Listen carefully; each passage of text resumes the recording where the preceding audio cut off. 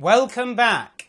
Moshe Rabbeinu tells the Jewish people, Lo tesa'iv Mitzri, don't oppress an Egyptian, ki ger hoyiso ba'artzoi, because you were a stranger ba'artzoi in his land in Egypt.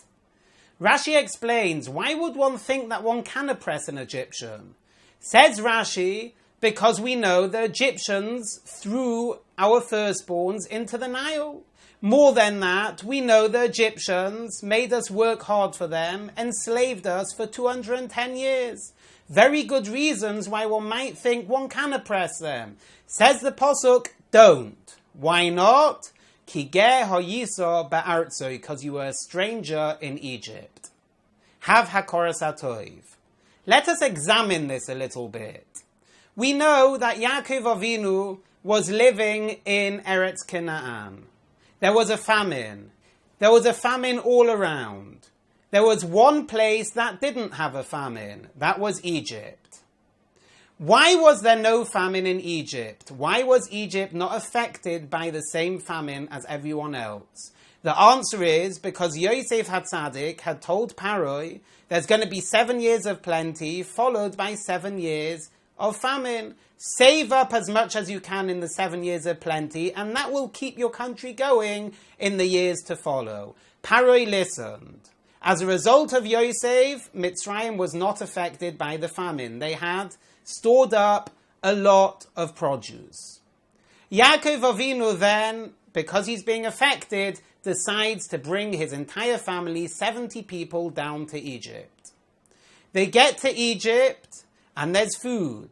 More than that, we're told that as soon as Yaakov arrived in Egypt, the famine miraculously stopped. Egypt had food stored up because of the advice of Yosef. B, when Yaakov arrived there, the famine stopped. More than that, we know that Paroi actually gained from Yaakov and his family living in Egypt. Yaakov had many children that were very good at agriculture. They were very good shepherds. We know that Paroi took 5 of Yaakov's children to help him out run Egypt's agriculture.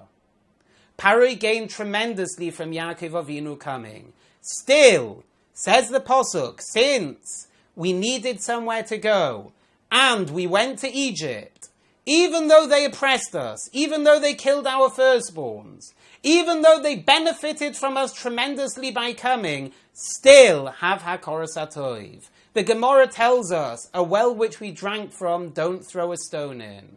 If we're ready to Egypt, we have to have hakoras hatoiv, and we can't oppress them. All the more so when someone does us a favor. More than that, Hashem, who gives us our life and who gives us everything that we possess, we should have hakoras hatoiv. We should try hard to fulfill his mitzvahs. Have a good Shabbos.